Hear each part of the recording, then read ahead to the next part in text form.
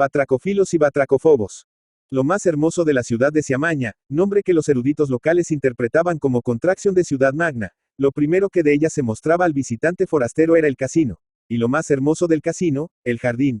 Y lo más hermoso del jardín, aquel estanque de su centro, rodeado de árboles tranquilos, no los sacudían ni aun mecían los vientos, que se miraban en las quietas aguas. Para los poetas casineros y mañenses el mayor regalo era sentarse en las tardes serenas del otoño junto al estanque, a ver en el cristal terso de sus obras reflejarse el follaje ya enrojecido de los árboles sobre el reflejo del azul limpidísimo del cielo. Solo por gozar de tal delicia valía vivir en Ciamaña. No había más que una cosa que perturbara tan apacible manera de vivir. Eran los mosquitos, que en el estio y aún en la otoñada molestaban a los socios del casino de Ciamaña. El gabinete de lectura tenía que mantenerse cerrado durante esa época del año. Los que iban al delicioso jardín tenían que irse provistos de un abanico, y no para darse aire, sino para espantar mosquitos. Hubo quien propuso que en el gabinete de lectura se proveyese a cada pupitre con un mosquitero, y que así los lectores leyesen dentro de una especie de jaula de tul. Hasta que llegó uno con el remedio, y fue que se poblase el estanque de ranas. No hay como las ranas, decía, para acabar con los mosquitos. Estos ponen sus huevecillos en el agua estancada y en esta nacen, crecen y se crían las larvas de los mosquitos. Y como las ranas se alimentan de esas larvas, acaban con los mosquitos. En otras partes mantienen camaleones a ese efecto. Y desengañense ustedes, para combatir el paludismo, la malaria, mejor que plantar eucaliptos, como si se fuese a coger los mosquitos con liga, es poblar las charcas y los estanques y los remansos de los ríos con ranas que se coman las larvas del anofele, mosquito portador de la malaria. Y así es como se criaron ranas en el hermoso estanque del hermoso jardín del hermoso casino de la hermosa ciudad de Ciamaña. Con gran encanto y regocijo de los poetas y sus similares. Porque los poetas casineros ciamañeses eran batracofilos, amantes de las ranas. No que les gustase comérselas, sino verlas estarse posadas a la orilla del estanque o sobre una boya flotante o saltar y oírlas croar.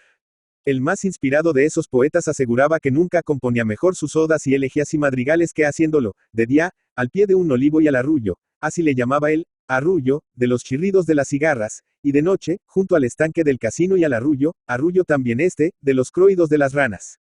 Como que compuso un libro titulado, Chirridos diurnos y croídos nocturnos. Lo de croído, de croar, como silbido y chirrido de silbar y chirriar, era palabra que el invento. Y seguían al poeta todos los espíritus de la naturaleza soñadora y romántica. Los soñadores soñaban mejor oyendo croar a las ranas, y por eso eran batracofilos. Pero frente a los soñadores estaban los dormidores, los que querían dormir y no soñar, los espíritus prácticos, y a estos les molestaba el croar de las ranas mucho más que el zumbar de los mosquitos y aun las picaduras de estos.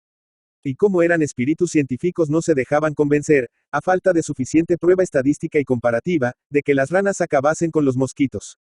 Que si estos faltaban desde que había ranas podía ser otra causa intercurrente.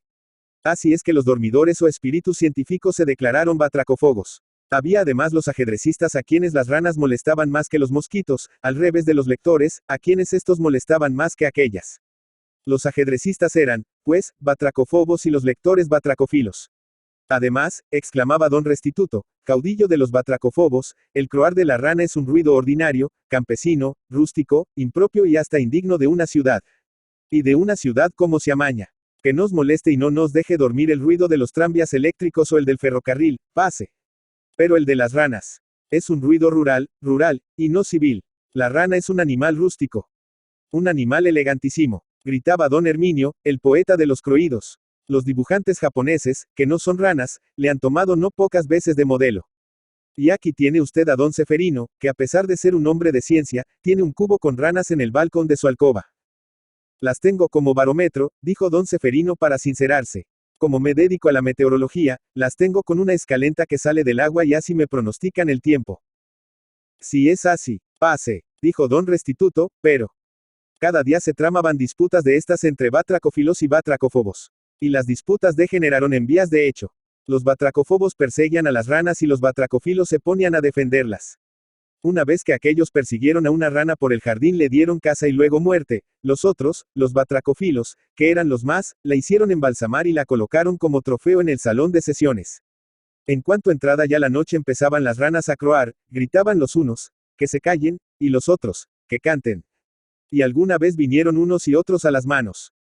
Y había los que sin importárseles un comino de la discordia se dedicaban a enzarzarlos. Uno de ellos imitaba a maravilla el croído de la rana y se complace en lanzarlo en toda ocasión. Los batracofilos se dedicaron a aprender a croar. Las sesiones de las juntas generales eran frecuentes y tumultuosas, versando siempre sobre el problema batracico.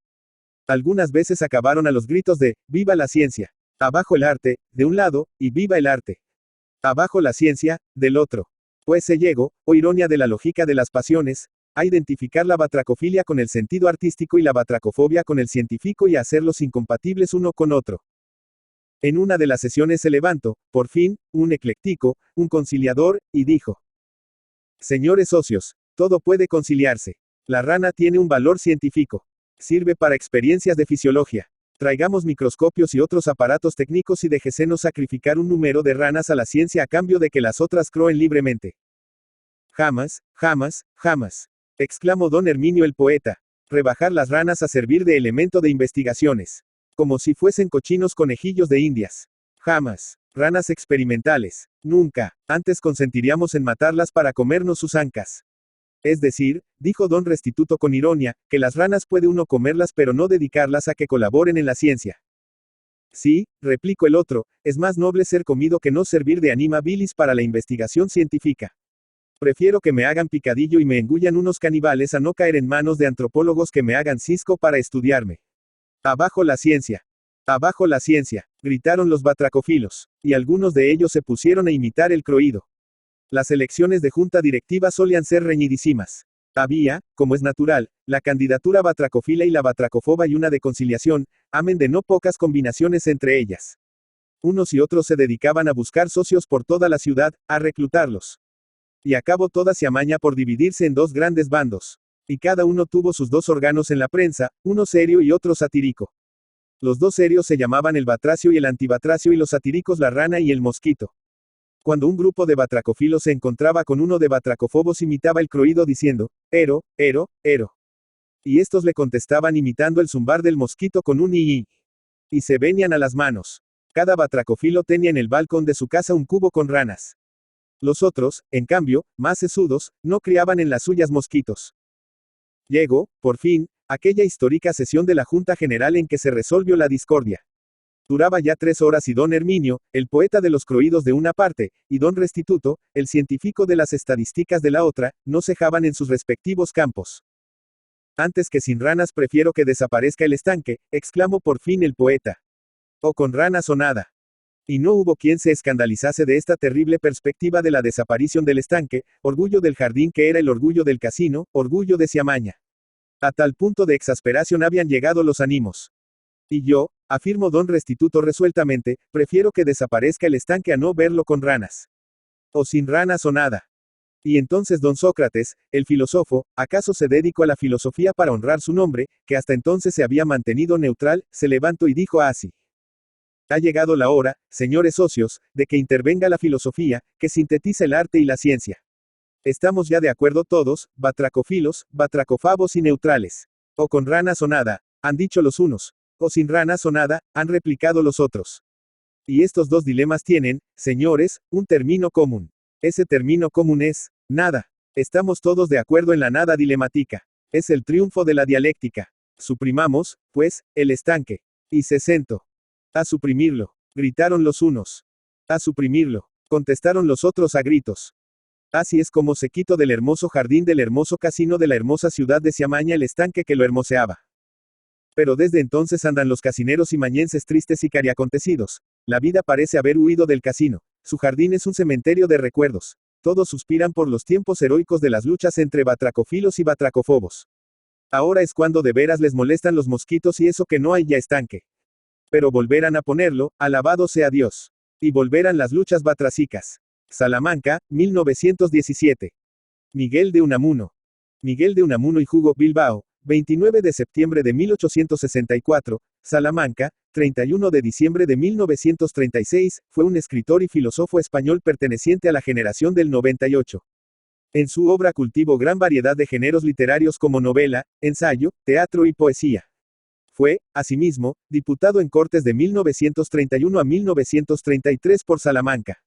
Fue nombrado rector de la Universidad de Salamanca 3 veces, La primera vez en 1900 y la última, de 1931 hasta su destitución, el 22 de octubre de 1936, por orden de Franco.